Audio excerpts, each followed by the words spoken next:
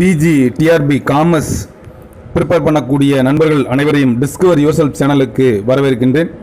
இன்றைக்கி நம்மளுடைய discover yourself சேனலில் டேக்ஸ், அதாவது கடைசி சாப்டர்ஸ் 19 மற்றும் 20வது சாப்டர்ஸில் income tax, direct tax and indirect tax, அதில் ஒரு பார்ட் மட்டும் நம்ம இப்போ பார்க்க போகிறோம். அதோட தொடர்ந்து உங்களுக்கு ஒரு பம்பர் பரிசு மாதிரி ஒரு 40 கொஸ்டின்ஸ், அந்த இன்கம் டேக்ஸ் ஆன கொஸ்டின்ஸ்க்கான விளக்கமும் வர இருக்கிறது. இன்றைக்கி இந்த இன்கம் டேக்ஸில் நம்ம சேலரீடு பீப்புள், அதாவது சேலரீடு இன்கம், அவங்களுக்கு என்னென்ன செக்ஷன் இருக்குது, என்னென்ன டிடக்ஷன் இருக்குது, இன்கம் டேக்ஸ் ஆக்ட் 1961 செக்ஷன் என்னென்னலாம் சொல்லுது அப்படின்ற விளக்கத்தை நம்ம பார்க்கலாம். இதில் நீங்கள் தெரிஞ்சுக்க வேண்டிய விஷயம் என்னென்னா, ஃபினான்ஷியல் இயர் தெரிஞ்சுக்கணும், அசஸ்மெண்ட் இயர் தெரிஞ்சுக்கணும், கரண்ட் இயர் அப்படின்னா என்ன அப்படின்றத தெரிஞ்சுக்கணும். அசஸ்மெண்ட் இயர் அப்படின்றது இந்த வருஷம் போன வருஷத்துக்கான இன்கமை அசஸ் பண்ணுறது. உதாரணமாக ஃபினான்ஷியல் 2020-21 அசஸ் பண்ணுறது 2021-22. அதாவது கரண்ட் இயர் ஃபினான்ஷியல் இயர் இருந்தால் முந்தின இயருக்குள்ள இன்கமுக்கு தான் நம்ம டேக்ஸ் கண்டுபிடிக்கணும். அதுதான் இன்கம் டேக்ஸ். ஒரு இண்டிவிஜுவல் ஒரு இன்கம் டேக்ஸ் ஃபைல் பண்ணுறதுக்கு அவருக்கு 5 லட்சத்துக்கு மேலே இந்த வருமானம் வந்துச்சு அப்படின்னு சொன்னால் அவர் கண்டிப்பாக இன்கம் டேக்ஸ் ஃபைல் பண்ணணும். அதாவது சேலரீடு பர்சன். அப்போ ஒரு சேலரீடு பர்சன்னா என்னது? ரெகுலராக ஒரு எம்ப்ளாயர்கிட்ட இருந்து சேலரி வாங்குறா. அப்போ ஒரு சேலரி என்ன மாதிரிலாம் இருக்கும்? பேசிக் பே இருக்கும், டிஏ இருக்கும், ஹச்ஆர்ஏ இருக்கும், மெடிக்கல் அலவன்ஸ் இருக்கும்.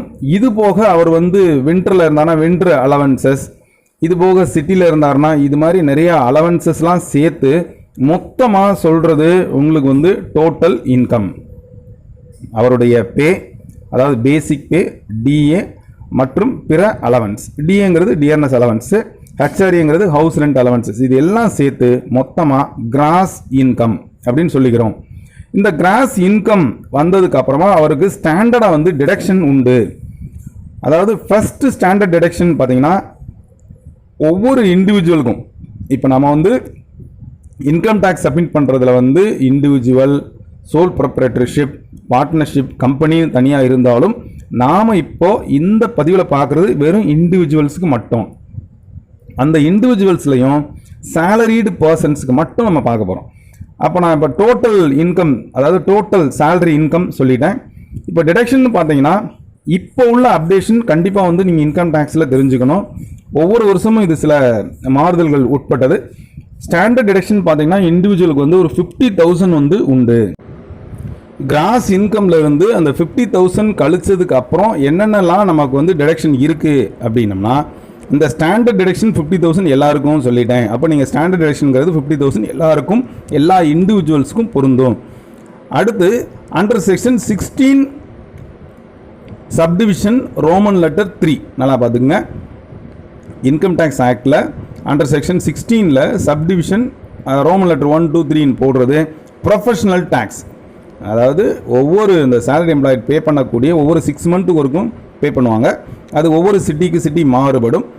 அப்போ இந்த ப்ரொஃபஷனல் டேக்ஸினுடைய செக்ஷன் 16 சப்டிவிஷன் 3 ரோமன் ஐ, அதாவது 16 ஞாபகம் வச்சுக்கோங்க. அடுத்து கன்வீனியன்ஸ் அலவன்சஸ் இருந்ததுன்னா அதை நம்ம டிடெக்ட் பண்ணிக்கலாம். இது அண்டர் செக்ஷன் 10 சப்டிவிஷன் 14. இது பார்த்தீங்கன்னா only for disability persons only. அது 3200 ரூபா பெர் மந்த். இது புறாமல் இப்போ உள்ள அப்டேஷன். அடுத்து வாஷிங் அலவன்சஸ், அதாவது யூனிஃபார்ம் அலவன்சஸ் அல்லது வாஷிங் அலவன்சஸ் பார்த்தீங்க, மிலிட்ரி அப்புறம் மாதிரி போலீஸ் இந்த மாதிரி உள்ளவங்களாம் சேலரி வாங்குறவங்களுக்கு இது உண்டு. Hill allowances and winter allowances, இதை பூரா நம்ம இந்த ஸ்டாண்டர்ட் டிடக்ஷனோட சேர்த்து இந்த டிடக்ஷனையும் சேர்த்துக்கலாம். இப்போ சேலரி ஆஃப்டர் அலோவிங் இந்த டிடக்ஷனுக்கு அப்புறமா இட்ஸ் கம் அண்டர் செக்ஷன் 16ல் இது வந்துடும். அதுக்கப்புறமா அந்த இண்டிவிஜுவல் ஹவுஸ் லோன் வாங்கியிருந்தாருன்னு சொன்னால் அதுக்குரிய செக்ஷன் 24 சப்டிவிஷன் பி. இந்த ஹவுஸ் லோன் எவ்வளோ வருதோ, அதாவது புதுசாக கன்ஸ்ட்ரக்ட் பண்ணாலும் சரி அல்லது ஒரு ரிப்பேர் பார்த்துருந்தாலும் இந்த செக்ஷன் கீழே வரும் 24B. அடுத்ததாக இந்த டிடக்ஷனில் வரக்கூடியது என்ன அப்படின்னு பார்த்தீங்கன்னா, சாப்டர் நம்பர் 6A, அதாவது இன்கம் டேக்ஸ் ஆக்டில் சாப்டர் நம்பர் 6A அதற்கு கீழே வர்றது அந்த எம்ப்ளாயிக்கு பிடிக்கக்கூடிய ஜிபிஎஃப் அல்லது சிபிஎஸ், எஸ்பிஎஃப், எஃபிஎஃப், எல்ஐசி, அதுபோக போஸ்ட் ஆஃபீஸில் போட்டிருக்கக்கூடிய இந்த செல்வ மகள், செல்வ மகன், அடுத்து Sukanya Samriddhi, PLI, UTI, PPF, NSC bond, அதுக்குரிய interest, refund of house loan any principal amount இருந்ததுன்னா அது, டியூஷன் ஃபீஸ் ஃபார் 2 சில்ட்ரன், இது போக ஃபிக்ஸட் டெபாசிட்ஸ் 5 இயர்ஸ் போட்டிருந்தீங்கன்னா அந்த அமௌண்ட்டு, இது போக சேவிங்ஸ் பாண்டு போட்டிருந்தா அது, அதாவது ஸ்டாம்ப் டியூட்டி ரிஜிஸ்ட்ரேஷன் ஃபீஸு, வேறு ஏதாவது குரூப் இன்சூரன்ஸ் போட்டிருந்தோம்னா அது, இந்த டிடக்ஷன் அதாவது இது பூராமே இட்ஸ் கம்மிங் அண்டர் இந்த டிடக்ஷனில் வரும். அடுத்து இது பூராமே அந்த 80 அப்படின்ற சப்டிவிஷனில் வரும். இதில் 80CCC அப்படின்னு சொல்லக்கூடியது என்ன அப்படின்னு பார்த்தீங்கன்னா, பார்த்துங்க அந்த டிவிஷன் தான் கேட்பாங்க. 80CCC amount deposited any annuity or pension பிளானில் பண்ணியிருந்தோம்னா அந்த அமௌண்ட்டு, எல்ஐசி ஏற்கனவே சொல்லியிருந்தோம். இது போக ஸ்பெஷலாக ரீசன்ட் அப்டேட்டாக வர்றது அண்டர் செக்ஷன் 80CCD சப்டிவிஷன் 1. இது contribution to pension scheme of central government எம்ப்ளாயிக்கு ஒரு 20%. இது போக அண்டர் செக்ஷன் 80CCD சப்டிவிஷன் 2 இதுவும் சென்ட்ரல் கவர்மெண்ட் எம்ப்ளாயருக்கு ஒரு 20%. இது பூரா டிடக்ஷனில் வரும். இப்போ நான் சொன்னதை நீங்கள் நல்லா ஞாபகம் வச்சுக்கணும், என்னென்னலாம் அந்த டிடக்ஷனில் வருது. இந்த டிடக்ஷன் மொத்தத்துக்கும் நம்ம சேர்க்க முடியாது. Maximum deduction is 1,50,000. இப்போ பார்த்துக்கிட்டிங்கன்னா நான் இப்போ 2 டிடக்ஷன் சொல்லியிருக்கேன். கிராஸ் இன்கம் சொல்லிட்டேன், அதில் இருந்து நாம் கழிக்க வேண்டியது ப்ரொஃபஷனல் டேக்ஸ், இது போக எனி அலவன்ஸ் கொடுத்துருந்தா அதை கழிச்சுக்கிறோம். அதில் இருந்து ஒரு 1.5 லட்சம் ரூபாய் மேக்ஸிமம் கழிச்சுக்கலாம் நீங்கள்.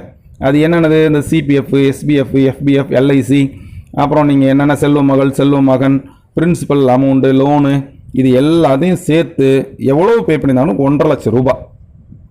இது போக அண்டர் செக்ஷன் 20 செக்ஷன் 80CCD1B இது புதுசாக இப்போ ரீசெண்டாக வந்தது. அடிஷ்னல் பெனிஃபிட்டாக ஒரு 50,000 இந்த சேலரி எம்ப்ளாயருக்கு டிடக்ட் பண்ணுறோம். ஏற்கனவே ஒரு ஃபஸ்ட்டு 50,000 ஸ்டாண்டர்ட் டிடக்ஷன், ரெண்டாவது ஒரு அடிஷ்னல் டிடக்ஷனாக 80CCD1B இது ரீசெண்டாக ஒரு 3 இயர்ஸ்க்கு முன்னால் வந்தது. ஒரு 50,000 தனியாக டிடக்ட் பண்ணிக்கிறோம். அப்போ மொத்தம் பார்த்தீங்கன்னா ஒரு 2 50,000 டிடக்ஷன், அடுத்து ஒரு 1,50,000 டிடக்ஷன். இது எல்லாம் கழிச்சிட்டோம்னா நமக்கு this is the total income before any other income from source, other source of income இருந்ததுன்னா. இதில் தனியாக நம்ம கழிக்க வேண்டியது செக்ஷன் 80Dயில் மெடிக்கல் இன்சூரன்ஸ் நம்ம போட்டிருந்தோம்னா அது 1 லட்சம் வரைக்கும் கழிச்சிக்கலாம். அதாவது 80 வயசுக்கு மேலே 25,000 இருந்து 1 லட்சம் வரைக்கும் தனியாக கழிச்சிக்கலாம். அடுத்து 80DD expense on medical treatment for maintenance அல்லது இந்த கேண்டியை ரெகுலராக பே பண்ணக்கூடிய அமௌண்ட் அது மேக்ஸிமம் பார்த்தீங்கன்னா 75,000 1,25,000 வரைக்கும் கழிச்சிக்கலாம். 80DD உங்களுக்கு கேட்குறது ஒரு எக்ஸ்பென்சஸ் சொல்லி எந்த செக்ஷனில் வரும்னு தான் கேட்பாங்க. அடுத்து அண்டர் செக்ஷன் 80DDB அதில் medical expenses towards treatment of assistant or assistant means பவுஸாக இருக்கலாம், பேரண்ட்டாக இருக்கலாம், அல்லது சில்ட்ரனாக இருக்கலாம். இது ஒரு மேக்ஸிமம் பார்த்தீங்கன்னா ஒரு 1 lakh வரைக்கும் அலவுடு. அடுத்து 80E பார்த்துங்க, repayment of interest on loan. நம்ம லோன் பே பண்ணியிருந்தோம்னா அது எதுக்குன்னா ஹையர் ஸ்டடீஸுக்கு லோன் போட்டிருந்தோம்னா அதுக்காக 100% நம்ம எடுத்துக்கலாம். அடுத்து 80EE அடிஷ்னல் ஹோம் லோன், இது மேக்ஸிமம் பார்த்தீங்கன்னா ஒரு 1 lakh. அடுத்து அண்டர் செக்ஷன் 80EEBயில் interest paid on loan taken for the purpose of electric vehicle. இப்போ உங்களுக்கு இது புதுசாக சேர்த்துருக்குது பார்த்துக்குங்க. எலக்ட்ரிக் வெஹிக்கிள் வாங்கணும்னா அதுக்கு 1.5 லட்சம் வரைக்கும் மேக்ஸிமம். அடுத்து அண்டர் செக்ஷன் 80G டொனேஷன், ஏதாவது சேரிட்டபிள் பர்பஸுக்கு பண்ணியிருந்தீங்கன்னா ஒரு 50%.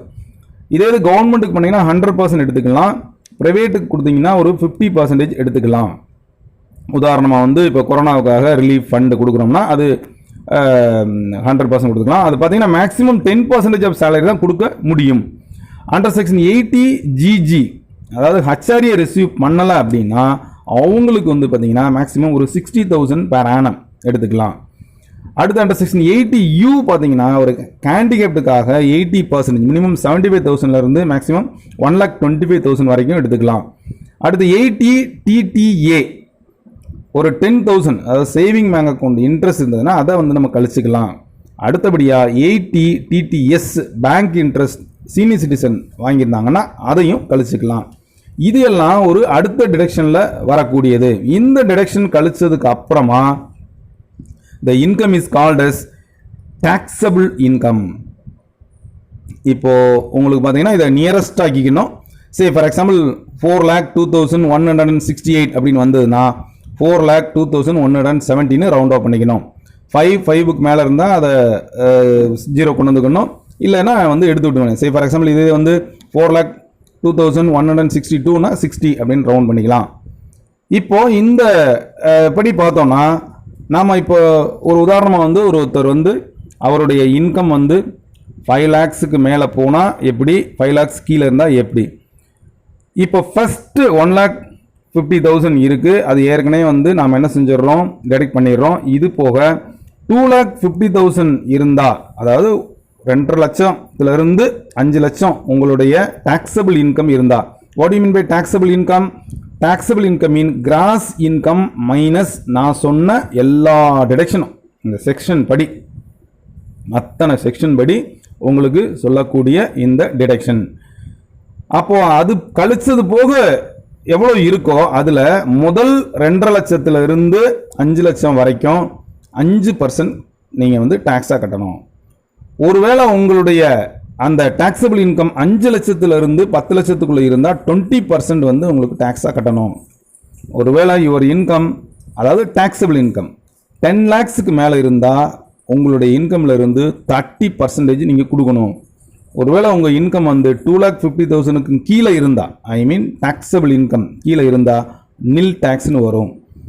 உங்களுடைய இன்கம் வந்து 5 lakhsக்குள்ளே இருக்குது அப்படின்னா நான் வந்து 5% சொன்னேன். அந்த 5% வர்றது உங்களுக்கு பார்த்துக்கிட்டீங்க அப்படின்னு சொன்னால் 12,500 ரிபேட் கிடைக்கும். Suppose your income tax is 12,500 or below, உங்களுக்கு வந்து டிடக்ஷனாக வந்துடும், ஃப்ரீ, டேக்ஸ் ஃப்ரீ.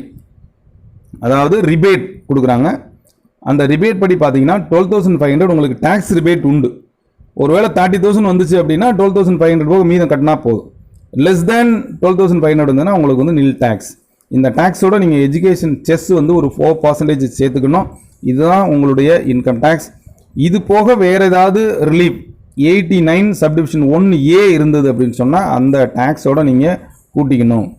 அப்போது இதுதான் வந்து ஒரு சேலரீடு எம்ப்ளாயிக்கு நீங்கள் இன்கம் டேக்ஸ் ஆக்ட் 1961 படி நீ சொல்கிறது. அப்போது இன்கம் டேக்ஸ் ஆக்ட் 1961ல் ஒரு இண்டிவிஜுவலுக்கு, ஒரு சேலரிடு பர்சனுக்கு நாம் தெரிஞ்சுக்க வேண்டிய விஷயம் என்ன அப்படின்னா, அவருடைய சேலரிடு இன்கம்னா என்ன, அதனுடைய டோட்டல் எப்படி இருக்கும், பேசிக் பே, டிஏ, எம்ஏ, அதாவது மெடிக்கல் அலவன்சஸ், இது போக பிற அலவன்சஸை சேர்த்துக்கிறோம். இதில் இருந்து ஸ்டாண்டர்ட் டிடக்ஷன் ஒரு 50,000, இது போக சென்ட்ரல் கவர்மெண்ட் கொடுக்கக்கூடிய ஒரு 50,000 கழிச்சுக்கிறோம். இது போக 1.5 லட்சம் ரூபாய்க்கு நாம் பல்வேறு செக்ஷனில் சொல்லப்பட்ட அந்த டிடக்ஷனை கழிச்சுக்கலாம். இது போக medical allowances for family members, parent, wife, வீடு கட்டுற லோனு அல்லது பழைய வீட்டை புதுப்பிக்கிற லோனு, எலக்ட்ரிக் வெஹிக்கிள் வாங்கினா அதுக்குள்ள லோனு அப்படின்னு சொல்லிட்டு அது ஒரு தனி டிடக்ஷன் இருக்குது. எல்லாம் டிடக்ட் பண்ணதுக்கு அப்புறமா இருக்கக்கூடிய இன்கம்க்கு பேர் டேக்ஸபிள் இன்கம். இந்த டேக்ஸபிள் இன்கம் வந்து 2,50,000 இருந்து 5 lakh வரைக்கும் நீங்கள் வாங்கினீங்கன்னா அது வாங்கியிருந்தீங்கன்னா, அதாவது இன்கம் வந்துருச்சுன்னா ஒரு 5% பே பண்ணால் போதுமானது. சப்போஸ் வந்து உங்கள் டேக்ஸபிள் இன்கம் 4 lakhsன்னு வச்சுங்களேன், அப்போ 5% தான். 5 lakh மேலே போயிடுச்சு அப்படின்னா ஃபஸ்ட்டு 5 lakhsக்கு 5%, அந்த 5 lakhsக்கு மேலே வரக்கூடிய எவ்வளோ அமௌண்ட் வருதோ அதுக்கு ப்ளஸ் 20%. சே ஃபார் எக்ஸாம்பிள் ஒரு டேக்ஸபிள் இன்கம் 6 lakhன்னு வச்சுக்கோங்களேன், அப்போ அந்த 5 lakhsக்கு 5% கொடுத்துடணும். அதுக்கப்புறமா அந்த மீதமுள்ள 1 lakhக்கு ஒரு 20% வந்து நீங்கள் கொடுக்கணும். ப்ராக்ரெசிவ் டேக்ஸ் சிஸ்டம்னு சொல்லுவோம். கூடிக்கிட்டே போகிற இந்த சிஸ்டம் கூடிக்கிட்டே போகும். சப்போஸ் வந்து உங்களுக்கு வந்து இன்கம் வந்து 4 lakhsன்னு வச்சுங்களேன், அப்போ 4 lakhsனா அந்த ஸ்டாண்டர்ட் டிடக்ஷன் மறுபடியும் உங்களுக்கு ஒரு ரிபேட் 12,500 கிடைக்குது. அதை கழிச்சுக்கிட்டீங்கன்னு சொன்னால் அது போக உள்ள மீத அமௌண்ட்டை மட்டும் நீங்கள் கழித்து நீங்கள் இன்கம் டேக்ஸை பே பண்ணால் போதுமானது. இதுதான் சேலரிடு இன்கமுக்குள்ள ரீசெண்டாக இருக்கக்கூடிய அப்டேட்ஸு. இது வந்து இந்த விதமான கொஸ்டின்ஸ் வரும்போது நீங்கள் தெரிஞ்சுக்கணும். இதில் தெரிஞ்சிக்க வேண்டிய விஷயம் என்னென்னா, உங்களுக்கு என்னென்ன அலவன்ஸ்லாம் டேக்ஸபிள், என்னென்ன செக்ஷனில் வருது, எதாவது எந்தெந்த செக்ஷனில் வருது அப்படின்னு தெரிஞ்சுக்கிட்டிங்கன்னா நீங்கள் கண்டிப்பாக வந்து இந்த கொஸ்டினை ஈஸியாக அட்டன் பண்ணிடலாம். நான் ஏற்கனவே சொன்னது போக இந்த சாப்டர் கொஞ்சம் தரவு பண்ணிங்கன்னா நிறையா ஒரு 10 மதிப்பெண்களுக்கு மேலே கிடைக்கக்கூடிய கொஸ்டின்ஸ், 10லேருந்து 16 கொஸ்டின்ஸு நீங்கள் ஸ்கிப் பண்ணுறதா இருந்தால் இந்த சாப்டர் சொல்லியிருக்கேன். நீங்கள் இன்கம் டேக்ஸ் ஏற்கனவே படிச்சிருந்தீங்கன்னா உங்களுக்கு எளிமையாகவே இருக்கும். புதுசாக வர 1 or 2 அப்டேட்ஸ் மட்டும் நீங்கள் வச்சுக்க வேண்டியதான். பெரும்பாலும் பழைய கொஸ்டின்ஸ் தான் இருக்கும். ரீசெண்டாக வர்ற கொஸ்டின்ஸ் 1 or 2 இருந்தாலும் நீங்கள் ஈஸியாக என்ன மாதிரி இருக்குன்னா, அசஸ்மெண்ட் இயர் எது, அப்புறம் வந்து ஃபினான்ஷியல் இயர் எதுன்னு கேட்பாங்க. இல்லை ஒரு ஃபினான்ஷியல் இயர் கொடுத்துட்டு அசஸ்மெண்ட் இயர் எதுன்னு கேட்பாங்க.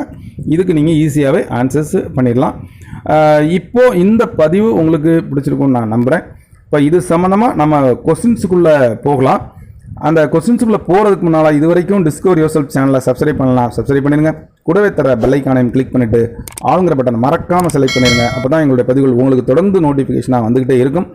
இப்போது நம்ம வந்து ஒரு டெஸ்ட் செக்ஷனுக்குள்ளே போகலாம். அதாவது இது ஒரு 2 in 1 மாதிரி உங்களுக்கு வந்து ஒரு சின்ன விளக்கம் கொடுத்துருக்கோம். அது போக இப்போ உங்களுக்கு வந்து கொஸ்டின்ஸுக்குள்ளே வாருங்கள் நண்பர்களே, நம்மளுடைய இந்த டெஸ்ட் செக்ஷனுக்குள்ளே போகலாம். இந்த டெஸ்ட்டுக்கு பார்த்தீங்கன்னா நான் ஆன்சர்ஸே டிக் பண்ணியிருப்பேன். இப்போ பார்த்தீங்கன்னா நம்மளுடைய வியூவர்ஸ் என்ன பண்ணுறாங்கன்னா, டெஸ்ட்டாக கொடுங்கன்றாங்க, வீக்கெண்டு கொடுங்கன்னு சொல்கிறாங்க, அப்புறம் வந்து நீங்கள் பிடிஎஃபாக கொடுத்துருங்கன்னு சொல்கிறாங்க, நல்லா இருக்குன்னு சொல்கிறாங்க. ஒருத்தர் என்ன சொல்கிறாருன்னா, நீங்கள் சார் அதை டிக் பண்ணிடுங்களேன், டிக் பண்ணிவிட்டு நீங்கள் வாசிச்சு விடுங்களேன் அப்படின்னு சொல்கிறாங்க. ரைட்டு, உங்களுடைய ஒவ்வொரு ஆப்ஷன் நான் சொல்லிக்கிட்டே வர்றேன். உங்களுக்கு எது சரியாக படுதோ அது மாதிரி நீங்கள் சொன்னீங்கன்னா உங்களுக்கு ஈஸியாக இருக்கும். பொதுவாக நான் வந்து கொஸ்டின்ஸ் கொடுத்து நீங்கள் அதுக்கு ஆன்சர்ஸ் பண்ணிவிட்டு திரும்ப ஆன்சர்ஸ் கொடுத்தா அது நல்லா இருக்குங்கிறது என்னுடைய அபிப்பிராயம். இந்த செஷன் மட்டும் நான் ஆன்சர்ஸை டிக் பண்ணியிருக்கேன், நீங்கள் பாருங்கள். உங்களுக்கு ஆன்சர்ஸை நீங்கள் ஒரு கெஸ் பண்ணிட்டு இருங்க. உங்களுடைய இது நல்லா இருந்ததுன்னா அதை கண்டினியூ பண்ணலாம், இல்லைனா வந்து பழைய பதிவுக்கே போகலாம். வாருங்கள் பதிவுக்குள் செல்லலாம். Question number 1, income accrued in India is taxable in the hands of. 4 option கொடுத்துருக்கு. இதில் வந்து ஆல் அசஸீஸ்னால் யார் வந்து இன்கம் டேக்ஸ் கட்டுறாங்களோ அவங்க இதான் ஆன்சர். இன்கம் அக்ரூட் அப்படின்னா income earned but not received அப்படின்றது மீனிங் உங்களுக்கு தெரியும். அடுத்த question, income received outside India from a business controlled from India is taxable in the hands of. இது வந்து டேக்ஸபிள் இன்கம். அது யாருக்கு டேக்ஸபிள்னா, ரெசிடென்ட் அண்ட் ஆர்டினரிலி ரெசிடென்ட். ஒருத்தர் ரெசிடெண்ட்டாக இல்லையா அப்படின்றதுக்கு ஒரு 3 கண்டிஷன்ஸ் இருக்கும். அது இருந்தால் தான் அந்த கொஸ்டின்ஸ்க்கு ஆன்சர்ஸ் பண்ண முடியும். அடுத்து income accrued and received outside India is taxable in the hands of. இதுவும் resident and ordinary resident. Not ordinarily ரெசிடென்ட்னா வேறு. அடுத்த question, past untaxed income brought to India in the tax in the hands of. யாருக்குமே கிடையாது. ரெசிடென்ட்டும் கிடையாது, resident non residentially resident கிடையாது, resident and ordinarily resident கிடையாது, நான் ரெசிடென்ட்ஸ் கிடையாது.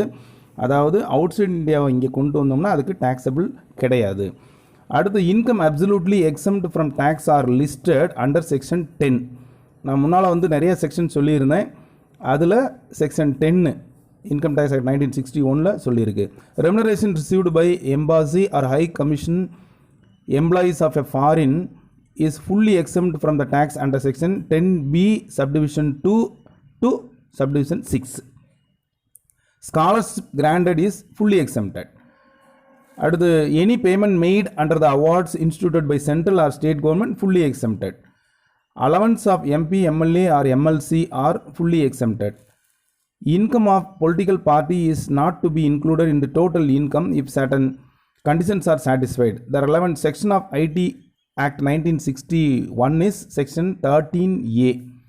அடுத்து இன்கம் ஆஃப் நான் profit seeking educational institution financed by government is exempted from the income tax if it is annual receipt do not exceed 1 crore. When parent income is clubbed with the minor child income, parent is eligible in the exemption of actual income of minor or 1500 whichever is less. Tax holiday என்ன, ஒரு tax exemption for a specific period, அதான் tax holidays ன்னு சொல்லுவோம். அடுத்து a person who is of Indian origin visiting India during the previous year to be called resident must stay in India for at least 182 days in the previous year. இதான் first condition, ஒருத்தர் ரெசிடெண்டா இல்லையா அப்படின்னு கண்டுபிடிக்கிறதுக்கு. An individual who wants to be resident and ordinary resident must satisfy one of the basic conditions and both the additional conditions. மொத்தம் 3 conditions இருக்கும். அதில் அந்த மொதல் கண்டிஷனையும் ரெண்டாவது 2 கண்டிஷன்ஸும் ஃபுல்ஃபில் பண்ணியிருக்கணும். First additional condition for resident to be ordinary resident is that he must have been resident in at least of 2 out of 10 previous year preceding the relevant previous years. அடுத்த question, second additional condition for a resident to be an ordinary resident is that he must stayed in India during the 7 previous years preceding in the relevant previous year at least 730 days இருந்திருக்கணும். இப்போ பார்த்தீங்கன்னா நான் சொன்ன மாதிரி அந்த 3 கண்டிஷன்ஸுமே இந்த கொஸ்டின்ஸில் வந்துடும். அதனால தான் அந்த கண்டிஷன்ஸ் நான் சொல்லலை. A person is non-resident if he fails to fulfill at least any one of the basic conditions. அடுத்து, in case of residential status of Hindu undivided family firm AOP or EOP, if control and management is wholly outside India, they are deemed as non-resident. An Indian company's residential status is that is always resident. Indian company-நாலே residence, foreign company-னா தான் அந்த income இங்கே கொண்டு வந்தால் மட்டும்தான். If control and management of the affairs are fully in India, a foreign company becomes resident. Resident but not ordinary resident pays less tax than a resident. அடுத்து, total income is determined on the basis of residential status of the assessee in the previous year according to section 5. Residential status of an assessee is ascertained as per the provisions of section 6. இந்த sections ரொம்ப முக்கியம். அடுத்த question, for ascertaining residential status, taxable entities are classified into 5 categories. 5 basic income category இருக்குது. அடுத்து உங்களுக்கு அந்த income tax பற்றிய introduction episode சொல்லும்போது நான் உங்களுக்கு சொல்கிறேன். Residential status of taxable entities can change from year to year, ஒவ்வொரு வருஷமும் மாறும். அடுத்த question, as per the first basic conditions to determine residential status, a person should have been in India during the previous year concerned for 182 days or more. ஏற்கனவே இந்த questions வந்திருக்கு. As per the second basic conditions to determine residential status, a person should have stayed in India totally for 365 days in the 4 years before the relevant previous year, and he should have stayed in India in the relevant previous year at least 60 days. இந்த 2 condition இருந்தால் 60 நாள் stay பண்ணாலே அவர் residence தான். An individual who wants to be a resident in India must satisfy at least one of the 2 basic conditions. Or an individual who wants to be a resident of India under section 6 subdivision 1 subdivision A must stay in India for at least 182 days in the previous year. Next question, an individual who is having India for an employment and wants to be a resident must stay in India for at least 182 days in the previous year. Next question, scope of income which can be taxed under the head profits and gains of business or profession is defined in Income Tax Act 1961 section 28. Profit earned from an illegal business are taxable. அது illegal business இருந்தால் கூட taxable தான். Contribution made to be approved scientific research association is eligible for the deduction up to 175%. அடுத்து, unabsorbed capital expenditure on scientific research can be carried forward for indefinite period. எத்தனை வருஷம் ஆனாலும் சரி. அடுத்து, pre-commenced period expenses up to 3 years spent for research are allowed as expenses in the years of commencement of the business. அடுத்த question, any expenditure incurred on the purchase of patent right is allowed as a deduction in the equal installment over a period of it qualify for depreciation. எத்தனை வருஷத்துக்கு depreciation வருதோ அது வரைக்கும். அடுத்து, capital expenditure on acquisition of patent rights and copyrights prior to 1498 is deductible over a period of 14 years. Income tax வந்து ஒவ்வொரு வருஷமும் வந்து அப்டேட் ஆகிட்டே இருக்கும். ஸோ அதனால் வந்து அதில் நீங்கள் கொஞ்சம் இந்த வருஷத்துக்குள்ள அப்டேஷன் தெரிஞ்சிருக்கணும். அது 14 years. Excise duty and sales tax are allowed as a deduction if period paid for last date of filing return. அதுவும் உங்களுக்கு தெரியணும். இண்டிவிஜுவல்னா லாஸ்ட் டேட் எப்போ, கம்பெனினா எப்போ, பார்ட்னர்ஷிப்னா எப்போ, ஹிந்து அண்டோட ஃபேமிலி எப்போன்னு தெரிஞ்சுக்கணும். அந்த லாஸ்ட் கொஸ்டின் 40வது question, technical know-how acquired after 1498 is eligible for depreciation at 25% per annum is the answers. இந்த 40 கொஸ்டின்ஸையும் திரும்ப பாருங்கள். மீண்டும் அடுத்த ஒரு எபிசோடில் சந்திக்கலாம். அதுக்கு முன்னால் எங்களுடைய சேனலை சப்ஸ்கிரைப் பண்ணிடுங்க. கூட தர பெல் ஐக்கானையும் கிளிக் பண்ணிவிட்டு அவங்கள ஆப்ஷனை மறக்காமல் செலக்ட் பண்ணிடுங்க. மீண்டும் சந்திக்கலாம். நன்றி, வணக்கம்.